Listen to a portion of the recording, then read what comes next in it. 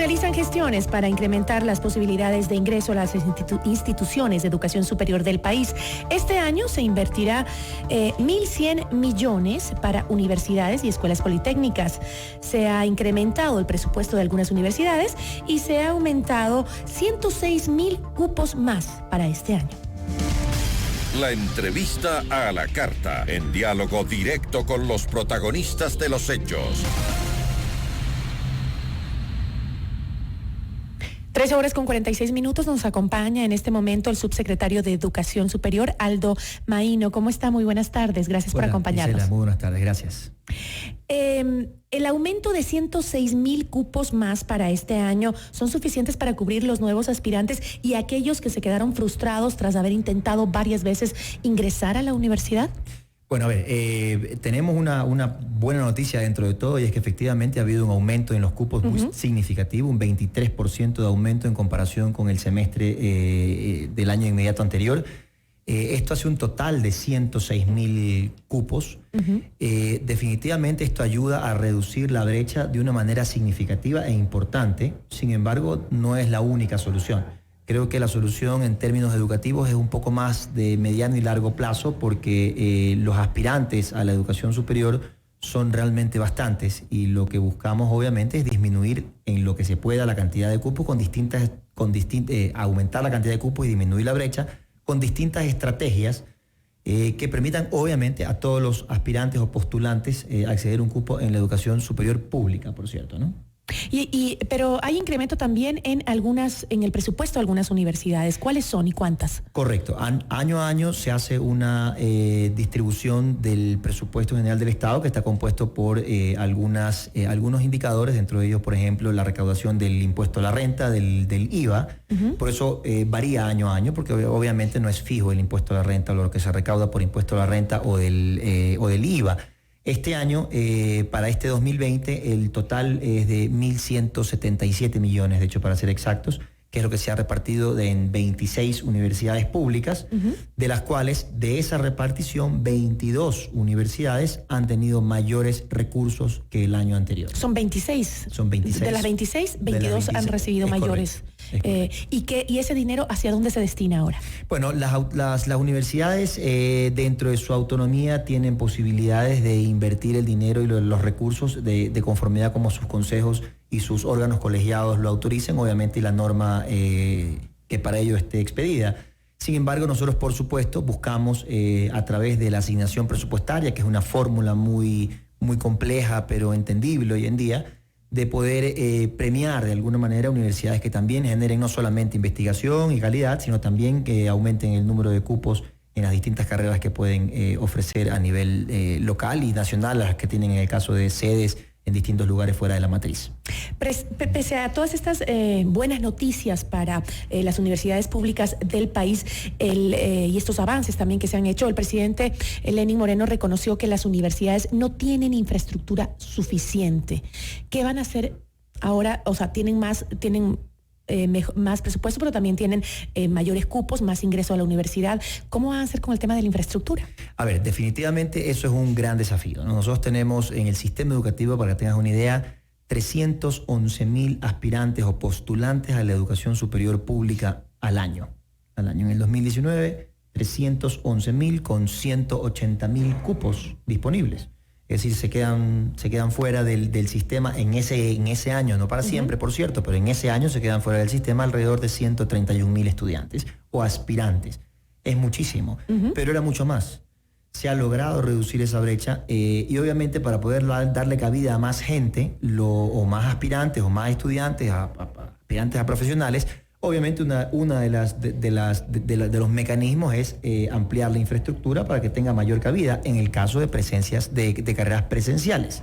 Ahora, razón por la cual nosotros como gobierno nacional estamos promoviendo, se necesita en este caso, promoviendo la educación en línea. Hay 10 nuevas carreras en línea, Hay 10 nuevas carreras en línea, de las cuales lo que se busca obviamente son carreras 100% en línea, en donde se busca obviamente que no solamente cubrir mayor cantidad del territorio. Usted se quedaría asombrada de ver cómo en la Amazonía, en la sierra, en lugares, en pueblos muy pequeños, en donde la gente accede a educación superior, que no necesariamente tiene una oferta directa presencial, pero accede a educación superior a través de estos cupos en línea, y es lo que pensamos ampliarlo. Imagínense si llegásemos a ampliarlos de una manera muy importante en decenas de miles, que es posible. Podríamos cubrir con muchísima mayor eficiencia los cupos, y no solo eso, sino que los estudiantes permanecerían en sus lugares de origen, gastarían menos trasladándose a otras ciudades y gastando en renta de cuartos, departamentos o lo que fuese. Pueden hacer una vida un poco más familiar y generar progreso dentro de sus mismas familias. Hay muchas veces trabajar con sus familiares en algún negocio familiar o emprendimiento familiar. No, y las carreras en red también ayudan a quienes ya tienen una carrera a emprender otra o a actualizarse. Claro. Es importantísimo que eso exista. Entiendo también que lo que estamos hablando es lo que se hace para el 2020, pero también hay un proceso de mejoramiento para el 2021. Sí, sin duda, sin duda. Se trabaja de la mano con todas las universidades, de hecho. Las universidades, como le decía, de forma autónoma aportan muchísimo en este proceso. Hemos tenido un proceso de mucha colaboración del sistema de educación superior en general. Y también, claro, esperamos obviamente que las universidades que han tenido mayores recursos puedan destinarlo obviamente a generar mayor infraestructura y a generar un incremento en el espacio que podamos darle a los estudiantes, a los aspirantes, y por supuesto incursionar también en línea, que es lo que estamos promoviendo mucho. ¿Hay un proceso de auditar qué se hacen con estos recursos nuevos que van a ingresar a las universidades públicas? Bueno, como destinatarios de fondos públicos son sujetos definitivamente de Contraloría y de escrutinio público, ¿no? Por decirlo así. Cada universidad es responsable del manejo de sus recursos y por supuesto tiene que cumplir estándares y auditorías reglamentarias. Ahora, en las últimas semanas se ha escuchado opiniones a favor y en contra del examen Ser Bachiller por todo esto que generó, sobre todo en Guayas, en donde recientemente se tomaron las pruebas y que incluso decíamos una noticia hace poco de que se ha llevado el caso ya hasta la fiscalía porque se han filtrado las preguntas del examen, algunos temas del examen fueron filtrados, muchos estudiantes se beneficiaron, otros no, pero incluso en varios sectores, creo que en varias instituciones creo que volvieron a tomar la prueba Ser Bachiller, este examen de acceso a la universidad superior, a los estudios superiores, que en el país existe ya desde el 2012, me parece que existe el examen para ingreso a la universidad. ¿Considera usted que debe ser este examen eliminado o que debe ser reformado? Porque las reformas ya la han hecho varias veces. A ver, esa es una pregunta de moda y una pregunta interesante, y ojalá esté siempre de moda porque en la educación tenemos que repensarla siempre. Yo pienso que, y de hecho lo hemos conversado con el ministro y con las demás autoridades en general, nosotros creemos que debe haber, como lo hemos conversado, hay muchos aspirantes y no necesariamente igual el número de cupos. Cuando sucede eso, usted tiene que tener una fórmula de selección. Llámela como quiera. Un filtro. Tiene que tener un filtro. Puede sonar feo, pero es la realidad. Lo importante no necesariamente es el filtro. La gente se concentra en decir, saquemos la prueba. Pero ¿qué pasa? Pensemos por un instante si sacamos la prueba. Si sacamos la prueba sería un caos rotundo. Habrían 311.000 personas corriendo a las puertas de las universidades pidiendo un cupo. ¿Y sabe lo que va a pasar? Vamos a seguir teniendo 180.000 cupos. Lo que tenemos que concentrarnos es en mejorar la ampliación, el acceso, la cobertura. Y por supuesto tenemos que enfocarnos en, ¿sabe qué? En la pertinencia de la prueba. Que eso quiere decir que lo que le pregunten a los estudiantes sea lo que efectivamente han estudiado, para que no tengan esta duda de que me preguntaron algo que yo no sabía. Ese es el primer gran punto. Hay un gran acuerdo. Me preguntaron algo que yo nunca estudié, o que nunca me dieron, porque puedes no saber, pero si te lo dieron en el... Que nunca estudié, exactamente. Y la otra es la transparencia en la prueba. Si la prueba tiene lo que se llama filtraciones, que es un término terrible, pero es como se lo ha hecho público, definitivamente la prueba pierde algo de credibilidad. Entonces son dos temas que tenemos que separar de si la prueba funciona o no. La prueba es necesaria. Llámela como la llame. Puede hacer cualquier otro filtro que no necesariamente sea la prueba Ser Bachiller. Pero tiene que haber una prueba. Sucede en los mejores países más desarrollados del mundo porque así funciona. Es como tiene que ser. Podemos añadirle componentes de aptitud, por ejemplo, no solamente de conocimiento.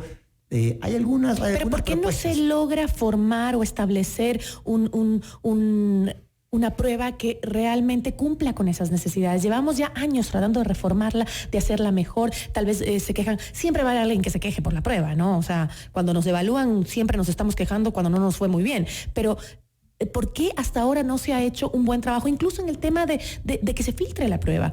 O sea, que lleguemos a estas alturas, después de tantos años de haber planteado la prueba ser bachiller, y que hoy en día se nos filtre. Es Mire, no hay prueba, yo no conozco prueba en el que alguien no se ponga nervioso y que alguien la disfrute, ¿no? Yo no conozco a alguien que levante la mano el que disfruta, que le tome un examen y que vaya sin ningún tipo de nervios. Es normal, es normal. Cuando yo veo chicos que se estresan por el tema, es normal, es absolutamente normal. Los padres, está bien, tienen que, es parte del proceso, así sucede en la vida, en el mundo cotidiano uno también se estresa y son procesos que uno va aprendiendo en la vida. Ahora, lo que no está bien es que la prueba no se ajusta. Lo que no está bien es que la prueba no sea transparente. La prueba está compuesta para ir al tema transparencia, que lo vamos a tratar de solucionar, lo vamos a solucionar de hecho, porque hay mecanismos para solucionarlo. La prueba está compuesta por algunas cadenas de custodia. Entonces, esa prueba se puede identificar con relativa facilidad en dónde se rompió la cadena de custodia de la prueba. No es que la prueba se filtra y no sabemos con exactitud de dónde se filtró o quién tomó esa prueba. Es relativamente sencillo poder darse cuenta estadísticamente hablando. Y le pongo varios ejemplos. Usted puede saber si la prueba se ha filtrado en un lugar específico por no solamente el número de aciertos, que es lo que se sabe, más allá del puntaje. Hoy en día se manejan los aciertos, que son 120 preguntas. Y usted tiene un aula de 30 estudiantes en donde los 30 estudiantes sacaron más de 110 aciertos.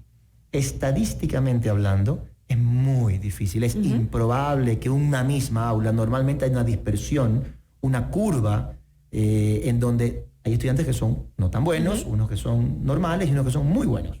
Pero normalmente es una curva de distribución exacta, normalmente es perfecta. Pero cuando ve este tipo de anomalías es cuando le hace pensar y dice, ¿qué pasó? Y ahí usted ve la cadena de custodia y ve, por ejemplo, que la prueba fue abierta con 2 horas de anticipación, por ejemplo.